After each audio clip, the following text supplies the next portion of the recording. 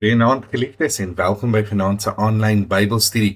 Dit is vir my weer 'n voorreg om vanaand vir ons te lei in hierdie Bybelstudie en ek glo en vertrou in die Here Jesus dat u dit ook tot groot seën sal vind en dat dit vir u heerlik sal wees om ook hierdie tyd in die woord te spandeer. Baie dankie dat u die moeite gedoen het om in te skakel vanaand en baie dankie dat u saam met ons ook soek na die waarheid in die Here Jesus Christus. Ek wil ook sommer hierdie geleentheid gebruik maak om dankie te sê aan almal wat vir my terugvoer gegee het oor die verbetering van die klank. Ons probeer deurgaans om die klank so in te stel en die beeldmateriaal ook so te gebruik dat dit vir almal tot seën kan wees. So baie dankie vir die terugvoer. Kom ons begin vanaand se Bybelstudie dan met die regte manier en ons bid vir 'n oomblik saam. Kom ons sluit die oë. Vader, baie dankie vir u genade. Dankie vir u onuitspreeklike liefde. Dankie Here Jesus dat u ons graag wil seën in hierdie woord en aan ons wyshede wil deel wat ver bo ons gedagtes of tyd is. Dankie Vader dat u vir ons hierin wil leer hoe om aan u vas te hou en te leef soos wat u dit van ons verwag.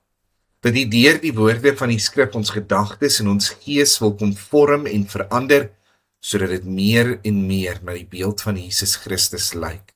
Help ons Here om soos Jesus Christus te lyk, sodat die mense in ons lewens, die kollegas, vriende en familie, ook kan sien, Vader, dat u regeer daar waar ons is.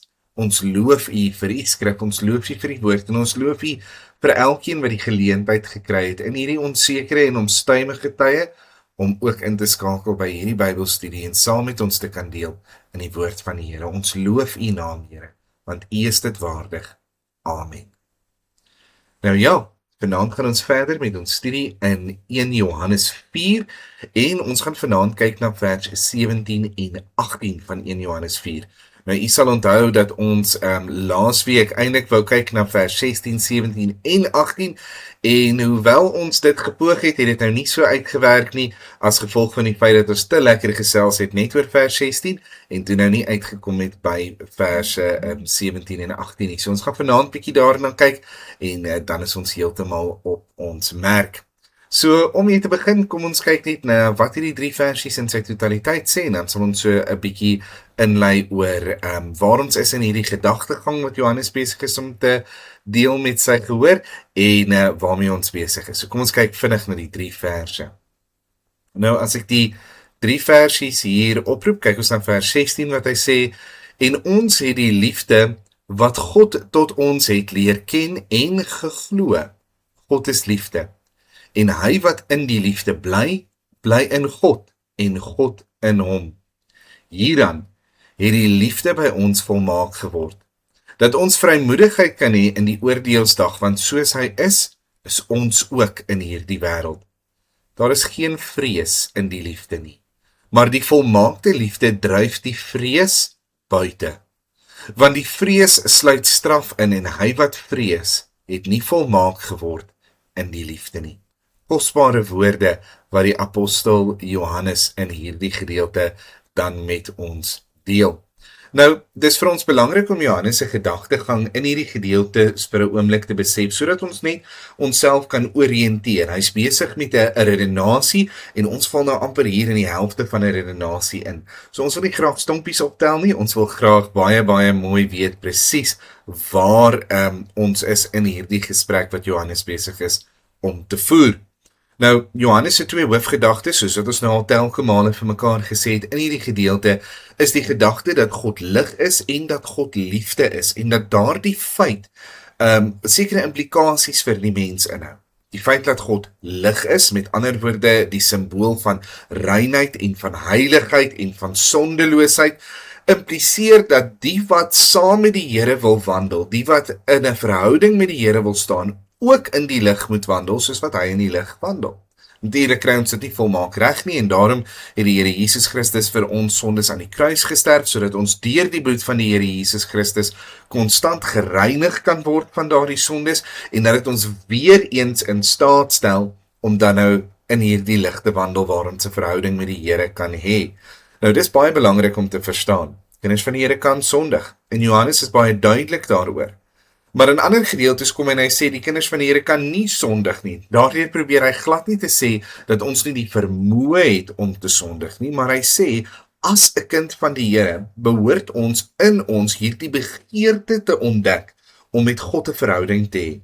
En as ons daardie begeerte wil bevredig, as ons wil hierdie verhouding met die Here bou, dan moet ons in die lig wandel. Met ander woorde, ons moet vlug van die sonde, ons moet wegbly van sonde af, en ons moet na die Here toe beweeg, ons moet na die lig wandel. Nou, wanneer ons dan in die lig wandel, dan het ons gemeenskap met mekaar, sê die apostel Paulus, en die bloed van Jesus Christus reinig ons dan konstant voortdurend van alle sonde. Die tweede gedagte is baie soortgelyk aan die eerste, waar hy in die eerste gepraat het van God wat lig is, kom en vertel hy ons in hierdie tweede gedeelte, God is liefde. En God het hierdie liefde vir ons kom illustreer deur sy seun Jesus Christus aan die kruis vir ons sondes te laat sterwe. So lief het God die wêreld gehad, sê Johannes 3 vers 16, verskoon tog, dat hy sy enige gebore seun gegee het, sodat elkeen wat in hom glo, nie verlore mag gaan nie, maar die ewige lewe kan hê. En baie kosbaar kom beeld die liefde van die Here vir ons in die lewe van die Here Jesus Christus uit, en daardeur leer ons God se liefde ken. En nou kom Johannes en hy sê, God se motiewe, sy karakter is so 'n karakter van liefde, sy motiewe is gegrond in soveel liefde, sy ja en sy amen is gegrond in soveel liefde, dat ons wat met hom in 'n verhouding wil staan, ook in liefde moet wandel. En dan kom hy met 'n baie interessante gedagte, en hy sê, wanneer ons in liefde wandel, en ons ervaar, ons laat die liefde van God, hierdie bonatuurlike, selflose, goddelike liefde, wanneer ons toelaat dat daardie liefde deur ons vloei, ons wandel in die liefde, of ons bly in die liefde, soos wat hy dit baie keer uitdruk, dan word daardie liefde vir ons uitgedruk, dit word uitgegee in hierdie wêreld as broederliefde. En daarom sê hy, elkeen wat sy broeder haat, is soos iemand wat nie die Here ken nie, wat nie gemeenskap met die Here het nie. Maar elkeen wat sy broeder lief het, is iemand wat gemeenskap met die Here het. En al wat hy daardeur probeer sê is, wanneer hierdie liefde van God deur ons vloei, dan word dit duidelik in ons lewens, nee. Soos wat 'n oorlosie 'n batterytjie het, die batterytjie gee vir daai oorlosie krag, maar die teken van daardie krag is die wysers. Nee, die wyser self kan 'n mens met die hand beweeg. Dit beteken nie dat daar 'n batterytjie is nie. Maar as daar 'n batterytjie is, dan sal die wysers dan ook beweeg. En dis waarna hy eintlik sin speel. Hy sê, as daar hierdie batterytjie van die liefde van God binne in ons harte is, dan sal die wysers beweeg in broederliefde. Daar is sekerlik mense wat liefde kan bewys en wat liefde kan toon in hierdie wêreld, sonder dat daar die batterytjie van die liefde van die Here in hulle lewe is. Heidene is ook in staat, ongereddes is ook in staat om lief te hê, maar hierdie ware goddelike liefde word vervolmaak, hy gebruik op 'n stadium die woord volwasse, wanneer ons dit uitleef teenoor die broeders en susters, natuurlik, met ander woorde, wanneer ons dit uitleef teenoor ander kinders van die Here. En daarom so baie ernstig kom vermaan hy ons 'n paar keer in hierdie gedeelte. Daar is 'n nuwe gebod wat ons van Christus af ontvang het, en is eintlik nie 'n nuwe gebod nie, maar 'n ou gebod wat sê, julle moet mekaar lief hê, julle moet vir mekaar lief wees. Nou in vers 16 van die gedeelte wat ons behandel het, en ek gaan net gou weer vers 16 vir ons daar op die skerm sit, sê hy, en ons het die liefde wat God tot ons het, leer ken en glo. En nou sal jy onthou van laasweek se Bybelstudie, daai leer ken is hierdie progressiewe ervaringsleer waarvan hy praat. Met ander woorde, ek het God se liefde ontdek op 'n stadium op my lewe, waarskynlik toe ek tot bekering gekom het, en van daar af het ek die liefde van God oor en oor in my lewe sien, manifesteer, en ek het daarin ook geglo, sê hy, geken en geglo. 'n uitdrukking wat Johannes nogal baie keer gebruik wanneer hy praat oor die liefde van die Here en oor godsdienst, en dan sê hy, hierdie liefde het soos 'n werklikheid vir my geword. En nou het hy gekom by 'n baie belangrike punt, en dis waar ons moet uitkom voordat ons na die volgende vers toe beweeg, waar hy vir ons gesê het, God is liefde, en hy wat in die liefde bly, nou onthou ek gebruik die term om te sê, die liefde vloei deur daardie persoon. Johannes sê, hy wat in daardie liefde bly, met ander woorde, sy tuiste maak in daardie sfeer van die liefde, homself binne in die kamp van die liefde gaan inwortel, in die huis van liefde intrek. Wat is die resultaat? Wat is die gevolg daarvan? Wel, hy bly in God. Dis die eerste afleiding wat ons kan maak. En die tweede, God bly in hom. En ons kry hierdie interaktiewe verhouding tussen die Here en die mens wat in die liefde bly. Net soos wat die Here Jesus en God die Vader hierdie besondere twee-rigting verhouding gehad het, net soos daar vir die kind van die Here hierdie besondere twee-rigting verhouding. Natuurlik weer die in hom wat verwys natuurlik na ons redding in die Here Jesus Christus, ons wat by God inwoon, en dan natuurlik die heiligmaking God wat by ons inwoon. Hierdie interaktiewe verhouding. En nou kom ons uiteindelik by vers 17. Hierin het die liefde by ons volmaak geword, dat ons vrymoedigheid kan hê in die oordeelsdag, want soos hy is ons ook in hierdie wêreld. Nou, om mee te begin, wil ons net eers kyk na 'n paar woordjies. En die eerste woordjie waarna ons net vinnig gaan by stil staan, is natuurlik hierdie woordjie hierin. So ons moet weet as Johannes praat van hierin, waarvan praat hy?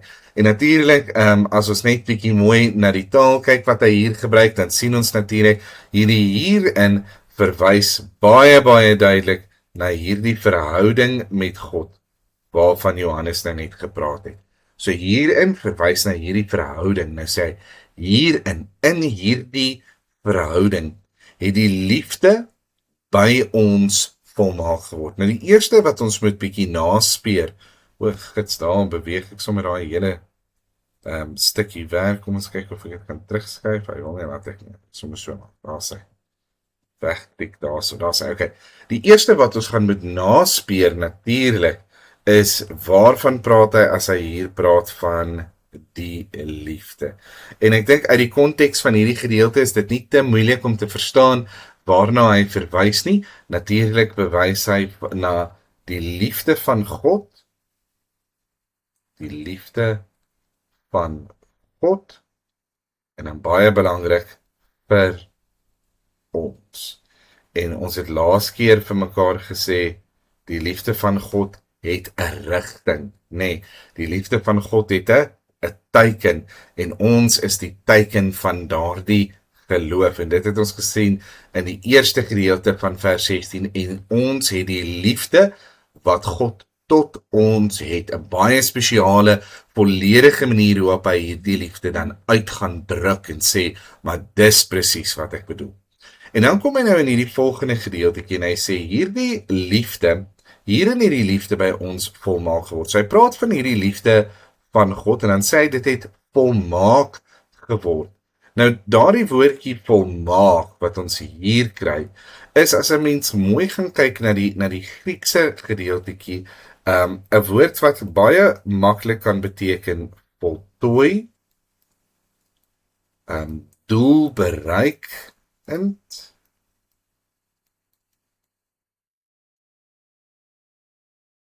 klaar, soos in kant en klaar, of dan volwasse. Met ander woorde, die volmaak geword in hierdie gedeelte, hierdie spesifieke gedeelte, beteken nie noodwendig perfek nie. Daar's ietsie van 'n verskil tussen wat bedoel word wanneer ons sê ietsie is perfek volmaak, of wanneer ons sê ietsie is volmaak in die sin van afgehandel, of dit het sy doel bereik, of dit is klaar, of dit is volwasse. Nou natuurlik is die liefde van die Here ook perfek. Ek sê glad nie dat dit nie is nie. Die liefde van die Here is altyd deur perfek, maar die rede waarom dit vir my belangrik is, sodat ons kan verstaan presies wat Johannes hier probeer sê. Johannes probeer, as ek hierdie versies nou saamvat en sê, as ons hierdie wederkerige interaktiewe verhouding het, dis daardie hierin, waarvan hy hier in die groen praat. as ons daardie interaktiewe verhouding met die Here het, dan het die liefde wat God vir ons het, hierdie liefde van die Here wat in ons woon, sy volle doel in ons bereik. Ons het dit hy het afgehandel wat hy wou kom haal, hy het sy taak voltooi en hy het volwasse geword. Met ander woorde, hy het tot by sy doel gekom. Hy het tot by sy doel gekom. En ek wil ons baie daar vinnig terugvat na 1 Johannes 1, waar hy baie duidelik vir ons sê, wanneer ek hierdie dinge vir julle skrywe ek dit vir julle, sodat julle met ons gemeenskap kan hê, en ons gemeenskap is met die Vader en met sy Seun, die Here Jesus Christus. Met ander woorde, van die begin af, wou Johannes vir hulle kom sê, maar ek wil graag hê dat julle 'n verhouding met die Here kom hê, en nou kom hy hier en hy sê, wel, as jy 'n verhouding met die Here het, as jy hierdie interaktiewe verhouding met die Here ervaar, deur hierdie keuse uit te oefen, om in sy liefde te bly, om liefde die motief, die dryfkrag, die besluitnemer in jou lewe te maak, wel, dan het hierdie liefde wat God vir jou het, en wat hy in jou ingeplant het, uiteindelik sy doel bereik.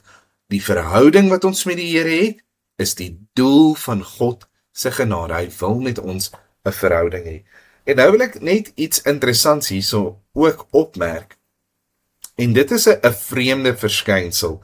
En ons sien dit in die feit dat Johannes vir die heel eerste keer in sy evangelie nie praat van die liefde van die Here in ons nie, maar die liefde van die Here by ons. By ons. So nou, hierdie by ons beteken eenvoudig in ons midde. Dit beteken wat langs aan ons staan, dit beteken wat ons het, so dit het 'n hele paar maniere hoe dit geïnterpreteer kan word. En ek gaan nou nie vandag probeer om slim genoeg te wees om te sê dat ek die volledige interpretasie het nie, maar ek gaan met 'n paar van die interpretasies deel wat ek glo Johannes hier kon beteken het, en wat in die lig van die res van die skrif baie waar is. En die eerste daarvan, wat vir my amper die meeste sin maak, is, hierdie is God se liefde.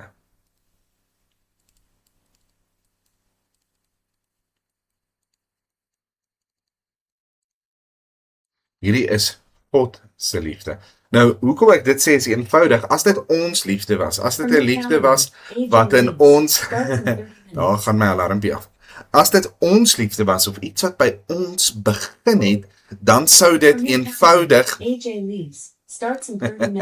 Ekskuus daaroor, as dit by ons begin het, dan was dit nie die liefde wat by ons was nie, want by ons impliseer dat dit van elders anders afgekom het, maar dan was dit die liefde wat vanuit ons gegaan het. So hierdie is God se liefde wat by ons hierdie volwassenheid kom bereik het. En dis vir my amper die mees logiesste interpretasie. Die tweede ene is dat hierdie liefde tussen kinders van die Here is.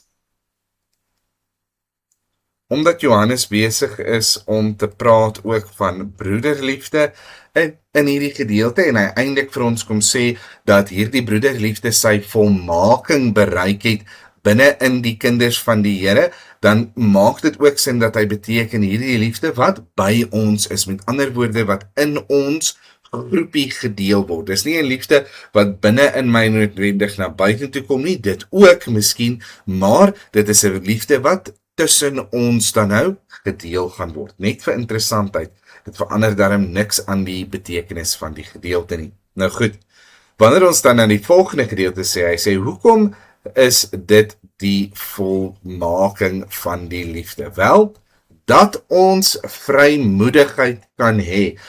En nou gaan hy vir ons iets baie interessants kom leer. Maar kom ons kyk eers net na die betekenis.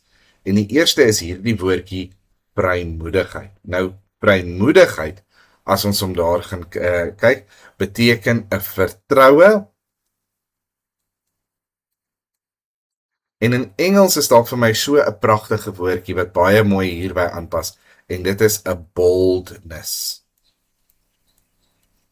Nou, miskien is selfvertroue nie die beste manier om hierdie te beskryf nie, want dit is verseker nie 'n selfvertroue nie, maar dit is tog 'n vertroue, 'n vrymoedigheid, en ek kan dit so aan u verduidelik. As ek byvoorbeeld in 'n hofsaak gedaag word, iemand beskuldig my, ek het geld gesteel of ietsie soos dit. En ek en my prokureurs gaan en ons gaan berei my saak voor en ons kry video materiaal van iemand anders wat besig is om die geld te steel en ons het 'n klinkklare alibi vir waar ek was in die tyd toe die geld gesteel is en eintlik het ons 'n rotsvaste saak wat sê dit is onmoontlik sonder enige twyfel dat ek daardie geld kom steel. Wel, wanneer ek op daardie dag dan by die hof instap, dan het ek hierdie vertroue, hierdie vrymoedigheid, hierdie boldness om te kan sê, ek is onskuldig. Dis nie noodwendig 'n trotse selfvertroue nie. Met ander woorde, dis nie om te sê, jy weet, ag, ek kan nie gevang word nie, ek is so nie. Dis nie 'n vermakerigheid nie, maar dit is hierdie eenvoudige sekerheid, wil ek amper kom sê. Hierdie eenvoudige vertroue in iets wat ons kan hê. Nou kom Johannes en hy sê vir ons wel, hierdie liefde van God het in ons volmaak geword en daar's 'n rede waarom dit volmaak geword het. Daar's 'n rede waarom hierdie broederliefde vir julle so volmaak word in julle lewe en julle dit met mekaar deel en daardeur bevestig dat dit volmaak geword het en julle ook volmaak word soos wat ons later sal sien. Maar die rede is dat julle vrymoedigheid kan hê. En waar julle vrymoedigheid kan hê is ook 'n baie interessante woordjie. So, die woordjie hier is in die oordeelsdag. Nou, ek gaan hom hier in Grieks, gaan ek hom weerskryf soos wat hy verskyn in die oorspronklike manuskripte. Maar die woordjie vir oordeelsdag lyk so, en glo my of nie, dit is die Griekse woordjie krisis. Nou, dit klink dalk soos 'n krisis as ek oor die Grieks begin praat, en krisis in Grieks beteken nie heeltemal presies wat krisis in Afrikaans beteken nie. In Afrikaans beteken krisis amper 'n spulpunt, 'n baie verskriklike oomblik wat toe opgebou word, en in 'n sekere sin is dit seker wat die oordeelsdag is. Maar, wat interessant is van hierdie woordjie krisis, is hoe hy in die skrif gebruik word. Jy sien, daar is verskillende maniere om die woord oordeelsdag vir ons neer te skryf. So daar's verskillende woorde wat hulle kan gebruik om te verwys na die oordeelsdag. Nou die woord krisis word deurgangs in die skrif gebruik vir die beoordeling, en ek gaan dit net hierso neerskryf, beoordeling van kinders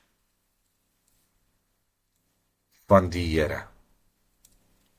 En nou sal julle dalk vir my sê, Dominee, waarvan praat jy? Beoordeling van kinders van die Here? Dit maak tog nie sin nie, en tog lees ons daarvan in 1 Petrus 4 vers 17. Ons lees daarvan in 1 Korintiërs 11 vers 29 tot 32. En ons lees ook daarvan in Hebreërs 10 vers 27. So al daardie versies gebruik hier die woord krisis in term van kinders van die Here. Nou waar kan dit ook 'n rol hê? Nou, ek gaan myself nou nie vandag as 'n expert hou op die eskatologie nie. Ek weet genoeg om te kan verstaan wat om te verwag en ek het 'n redelike kennis daarvan, maar ek weet vir 'n feit, daar is 2 oordele wat in die skrif vir ons verkondig word. Die eerste oordeel, of nie die eerste in terme van volgorde nie, maar daar is die wit troon oordeel, waarby die ongereddes gaan verskyn, en dan is daar ook 'n bema oordeel, of 'n bema beoordeling, waar die kinders van die Here gaan verskyn. Nou by hierdie bema oordeel, die beoordeling van kinders van die Here, is dit nie 'n oordeelsdag in die sin van dat daar straf uitgedeel gaan word, of dat sekere mense hel toe kan gaan nie.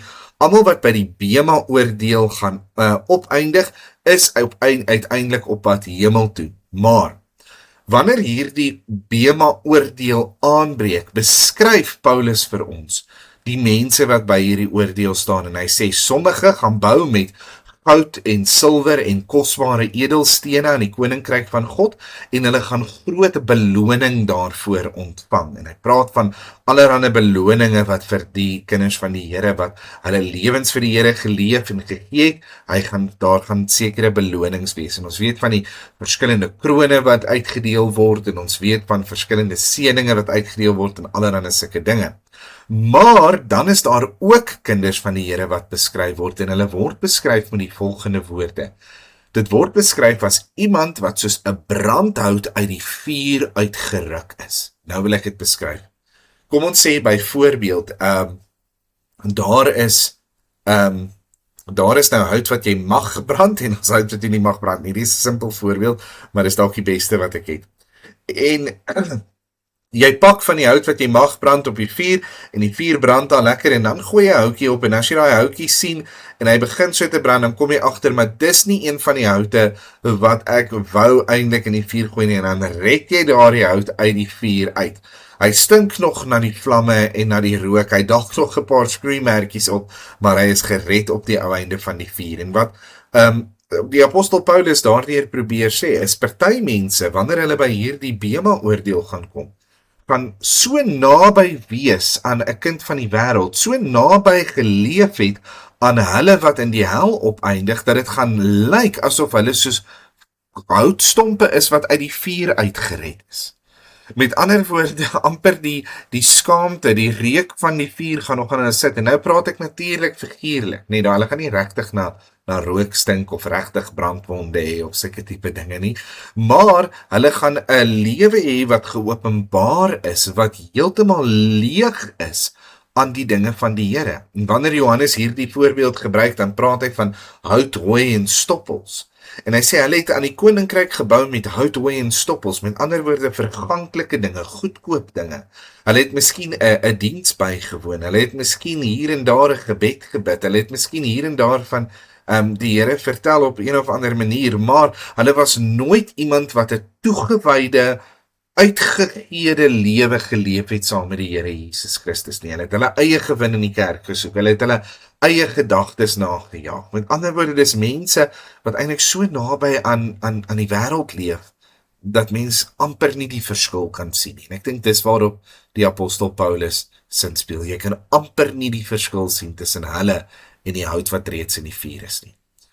En dit moet verskriklik wees. Ek dink dit moet ongelooflik sleg wees, as jy eendag daar voor die Here moet staan, en jy kyk na jou eie lewe, en jy besef, maar eintlik was daar amper geen verskil tussen my en die mense van wie hy gesê het, gaan weg van my, ek ken julle nie.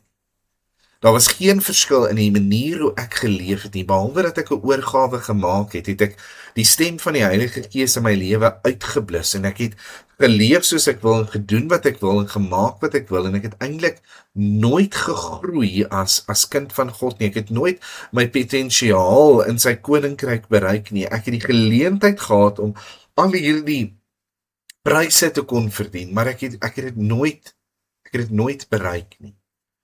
En in daai sin is dit seker baie soos 'n prysuitdeling, die woord wat bema beteken maar prysuitdeling, is dit seker maar baie soos 'n prysuitdeling, maar dis 'n prysuitdeling waar jy gaan vir 'n werklikheid besef, maar ek kon onderskeidings gekry het in al my vakke, maar ek sit hier en ek's net deur. Ek het 30% vir al my vakke, 'n South African pass, nee. Ek is net deur, en ek het die potensiaal gehad om volpunte te kry, om onderskeidings te kry en dit aan die Here te kon offer op hierdie stadium. Nou kom ek terug na wat Johannes besig is om te skryf. Hy sê, wanneer hierdie liefde in ons volmaak geword het, nee? Ander woorde, wanneer ons regtig nou geleer het om hierdie liefde van God deur ervaring aan te neem, deur geloof te aanvaar en deur werklike lewe uit te leef teenoor die broeders en susters en teenoor die Here, dan het die liefde volmaak geword, en dan gee dit ons vrymoedigheid by die oordeelsdag. Met ander woorde, ons is nie bang op daardie dag nie, ons is nie skaam op daardie dag nie, maar ons het vrymoedigheid op daardie dag. As ek hier na die woorde van die Here Jesus dink, dan dink ek aan die Here Jesus wat gesê het, wat is die groot gebod in die wet, het hulle hom gevra, en hy het gesê, jy moet die Here jou God lief hê met jou hele hart en jou hele siel, al jou krag en jou verstand, en die tweede wat hiermee gelyk staan, jy moet jou naaste lief hê soos jouself. Aan hierdie twee gebooie hang die hele wet en die profete. Met ander woorde, wanneer die liefde vir God in ons lewens 'n werklikheid geword het, dan leef ons dit amper natuurlik uit teenoor die broeders, en dit is die vervolmaking van die wet. Dis al wat God van ons wil hê, is dat ons in werklike liefde lewe. En as jy in werklike liefde lewe, dan sal jy nie aan die sonde toegee nie. Ek meen, jy gaan nie steel by iemand vir wie jy lief is nie. Jy gaan nie iemand vloek vir wie jy lief is, of moor vir wie jy lief is nie. Die volmaakte liefde dryf sonde uit. Dis die teenoorgestelde van 'n sondige lewe. En nou kom Johannes en hy sê, maar as ons hierdie liefde net in ons lewens toelaat, dan gaan ons nie skaam kry eendag daarvoor God nie. Ons gaan nie wegskram van daardie oomblik wanneer ek voor die Here gaan staan nie, maar nee, ons gaan eerder met vrymoedigheid en met trots voor hom kan staan en sê, Here, hier is my lewe, dis wat ek bereik het, dis wat ek vir u kan kom gee, kom lê my lewe uit op die kaarte en kyk daarna, want dis wat ek graag vir u wil gee. En ek dink so, as ek hieraan dink aan kinders wat van die skool afkom met hulle rapporte, nee, daardie kind wat die hele kwartaal deur hard gewerk het en hard geleer het en hulle beste gegee het, weet jy of daai kind 60 of 80 kry, as hulle regtig hulle alles ingesit het, nee, dan hou hulle daai rapport styf vas vir al die kleintjies en hulle hardloop sommer na mamma en pappa toe en kan nie wag om daai rapport vir mamma en pappa te gee en te sê, kyk hier, kyk wat het ek bereik, kyk wat het ek gedoen, kyk my harde werk het iets beteken nie. Maar daardie kind wat weggeskram het van die werk, wat nie wou leer nie, wat eerder wou speel en allerlei ander dinge gedoen het, daardie kind wil eerder sy rapport Sondag in die kerk gee tydens nagmaal, sodat hy nie doodgemaak kan word deur sy ouers nie. Hy het nie die vrymoedigheid om die rapport te gee nie, die ander kind het die vrymoedigheid om die rapport te gee. Natuurlik as hierdie krisis waarvan Johannes hier praat verwys na die groot oordeelsdag, die wit troon, waar die wêreld geoordeel sal word, dan is dit ook iets wat ons kan sê, jy weet, as die liefde nie hier is nie, het jy nie die vrymoedigheid om voor die Here te gaan staan. Die ons waarvan hy praat, in daardie gedeelte verwys onherroepelik na die bema, na die beoordeling van kinders van die Here, en mens kan dit nie anders insien nie, maar selfs vir die ongeredde sal die tekort aan hierdie liefde 'n werklike oordeel oor hulle lewens wees. En nou kom hy in die volgende gedeelte, en hierdie is vir my baie kosbaar, in vers 17, hy sê, want, daai woordjie, ek wil hom eintlik sommer highlight, want is een van die belangrikste woorde, wat ons kry wanneer ons hierdie studies doen, want, hoekom het ons vrymoedigheid? So kom ons vat net gou sy gedagtepatroon hier so, nee? Die liefde het ons by ons gemaak geword, en dan in hierdie gedeelte sê hy, hoekom? Nee? My handskrif daar is baie sleg, maar hoekom het die liefde by ons hierdie volmaaktheid gesoek? Wat was die rede daarvoor? En dan die tweede enetjie wat hy hier so sê is, as hy nou klaar vir ons gesê het, hoekom het dit vir ons gemaak het, kom sê hy vir ons weer 'n hoekom, maar hierdie keer is die hoekom oor die vrymoedigheid. So hoekom het ons die vrymoedigheid? En dis vir my baie kosbaar. Hy sê, want soos hy is, natuurlik daardie hy verwys na die Here Jesus, want soos hy is ons ook, en hier so ons weer is die Here Jesus in hierdie wêreld.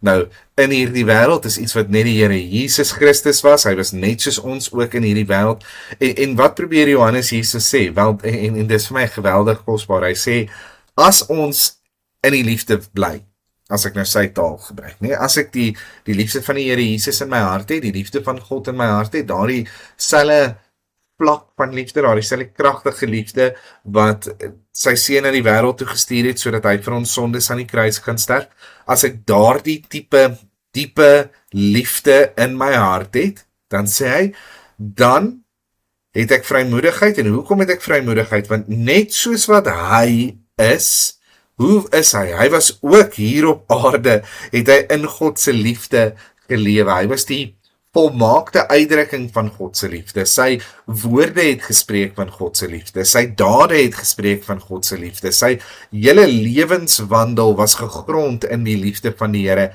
En net soos wat hy geleef het en gesterf het en met vrymoedigheid voor God kan staan, net so kan ons ook met vrymoedigheid voor die Here gaan staan, omdat ons net soos die Here Jesus geleef het, omdat ons net soos die Here Jesus hier op aarde aan hierdie liefde kom vashou het. Met ander woorde, die feit dat ons soos die Here Jesus hierdie liefde kan lewe in ons lewe, maak dat ons met vrymoedigheid voor die Here kan staan. Is dit nie kosbaar nie?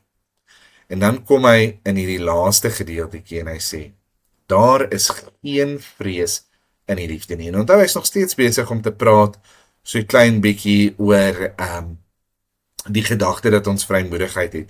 En die woordjie wat hy hier gebruik vir vrees, is die woordjie phobos. En natuurlik, mense kan dit sommer hoor, dis waar ons die woordjie fobie vandaan kry, nee? So ek het 'n fobie vir spinnekoppe, beteken ek is baie bang vir spinnekoppe, en hy sê, daar is geen bangheid in die liefde nie. Nou, ek wil dit net vinnig verduidelik, dis eintlik baie maklik om te verstaan, maar ek voel ek wil dit net sê in elk geval. En die idee daarachter is, as ek niks verkeerd gedoen het nie, dan het ek nie nodig om te vrees nie. Nou, ek gaan 'n voorbeeld hiervan gebruik, miskien nie die relevantste voorbeeld in die wêreld en sy politiek op die oomblik nie, maar ek glo dat jy gaan verstaan wat ek bedoel.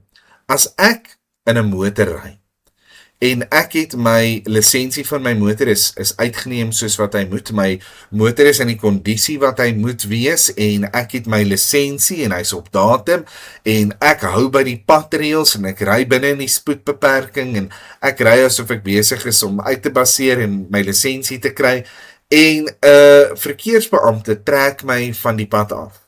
Dan trek ek van die pad af, maar ek het nie nodig om bang te wees nie, want ek het niks verkeerd gedoen.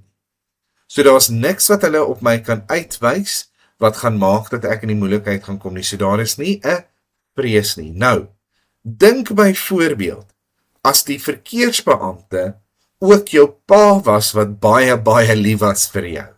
Mens kan dalk nou nog sê, hier in Suid-Afrika, jong, jy is partykeer bang vir hierdie verkeersbeamptes, want hulle sal ook enigiets doen om so 'n bietjie ekstra motivering te ontvang om jou te laat gaan vir iets wat hulle kon uitdink.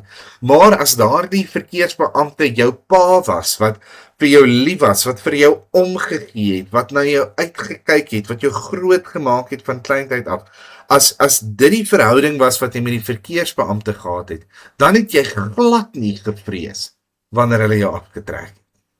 Jy dan inteendeel sommer met 'n glimlag afgetrek en die venster oopgemaak en gewaai en gesê, hallo pa, en dan gaan leef in wat ook al dan nou daarna gebeur, die inspeksie wat jy dan nou sou nakom. En dis presies wat Johannes hier besig is om te sê. Hy sê, as daar werklik hierdie liefde, hierdie verhouding met die Here is, dan het ons nie vrees vir daardie oordeelsdag nie, want daar's geen vrees in die liefde nie. Maar, en hoor wat sê hy hierso, die volmaakte liefde dryf die vrees buite. Ag, en dis eintlik maar baie, baie eenvoudig. Hy sê maar net die liefde, wanneer dit teenwoordig is, stoot daardie vrees uit. Soos wat die liefde in ons volwasse word, maak dit ons ook volwasse, en hierdie volwassenheid verander ons dade en beeld, sodat dit selfs alle vrees uitstoot. Met ander woorde, wat hierdie liefde in my lewe kom doen, is hy kom verander hoe ek optree, hy kom verander hoe ek dink, hy kom verander hoe ek redeneer, en as gevolg daarvan, het ek nie nodig om te vrees nie. Jy sien, kom ek verduidelik het so, voor die liefde van die Here Jesus, het ek miskien dalk nog slegte gedagtes gedink, en ek het miskien dalk nog nydigheid en jaloesie en al hierdie slegte dinge in my lewe toegelaat. Maar nou dat ek die liefde van die Here Jesus leer ken, en ek daardie liefde van die Here Jesus in my lewe toegelaat het, het daardie liefde my begin verander. So ewe skielik tree ek anders op teenoor ander kinders van die Here. Ewe skielik tree ek anders op teenoor die wêreld. Ewe skielik dink ek anders. Ewe skielik redeneer ek anders. Ewe skielik het ek 'n groter weerstand in sonde en 'n groter liefde vir die dinge van die Here. Met ander woorde, daardie liefde kom en dit kom verander my. Nou, die feit dat daardie liefde my verander, is juis wat vir my vrymoedigheid gee en is juis wat die vrees uitdryf. Want omdat ek hierdie nuwe lewe begin lei, is daar baie minder, en ek wil nou by my vorige illustrasie aansluit, fout met my motor. So wanneer my pa my aftrek, gaan ek nie eendag skaam vir hom staan nie, maar die vrees word buitentoe gedryf, deurdat ek kan sê, Here, maar ek het gelewe binne in U wil. En dan kom verduidelik hy dit en hy sê, want die vrees sluit straf in. Daardie straf is die woord pynig. En dis 'n baie slegte, baie harde woord. Hy sê, ware vrees sluit straf in. Mense is bang om gestraf te word. En hy's net besig om hierdie gedagte eintlik maar oor en oor uit te druk en te sê, jy hoef nie bang te wees as jy in liefde is nie, want liefde het jou verander sodat jy nie straf verdien nie, en eintlik hoef jy net bang te wees as jy straf verdien, want vrees sluit straf in. En hy wat vrees, en hy gaan homself nou maar net hier half herhaal deur die teenoorgestelde te sê weer eens, hy sê, en hy wat vrees, het nie volmaak geword in die liefde nie. Ander woorde, hy kon nie volmaak geword het in die liefde nie, want as hy volmaak geword het in die liefde hierdie vrees na buite toe uitgestoot. Liewe vriende, as ek na hierdie gedeelte kyk, dan is daar iets wat my geweldig opgewonde maak in my lewe. En dit is die feit dat ek die Here Jesus kan vertrou om daagliks hierdie liefde binne in my te laat manifesteer. Dis 'n vreeslike woord om te gebruik, maar manifesteer beteken net, hy word werklikheid. Soos wat hierdie liefde teenoor my familie, my gesin, en veral teenoor kinders van die Here, soos wat hierdie liefde van die Here Jesus in my lewe manifesteer, word die vrymoedigheid vir daardie oordeelsdag soveel meer, word die vrees soveel minder. As iemand sê dat die Here Jesus se koms naby is daar twee reaksies wat mense kan ervaar. Of hulle ervaar 'n blydskap, want hulle koning kom, en hulle gaan uiteindelik die rapport kan oorhandig en sê, kyk Vader, wat het ek vir U gedoen? Of hulle ervaar vrees. As jy vrees ervaar vir daardie dag wat jy voor die Here Jesus gaan staan, gee jouself aan hom in liefde. Vertrou die Here om sy liefde toe te laat om deur jou en in jou te vloei en te werk. Laat dit verander wie jy is. Laat dit verander hoe jy dink, hoe jy optree, hoe jy teenoor mense leef in hierdie wêreld. Want jy sal ervaar dat wanneer die Here Jesus se liefde jou begin vorm in daardie beeld van die liefde, in daardie Jesus Christus, dat die vrymoedigheid en die opgewondenheid vir sy naam soveel groter en harder en sterker is. Ek bid vir u die seën van die Here toe. Ek bid vir u die genade van die Here Jesus toe en vra dat hy u altyd deur sal kom vashou en sal kom seën en sal kom leer hoe om in sy liefde te wandel. Kom ons bid saam. Amen. Vader, baie, baie dankie vir u liefde. Dankie vir u genade. Dankie Here dat u groter is as wat ons ooit kan dink of besef. Here, help ons om in u liefde te lewe.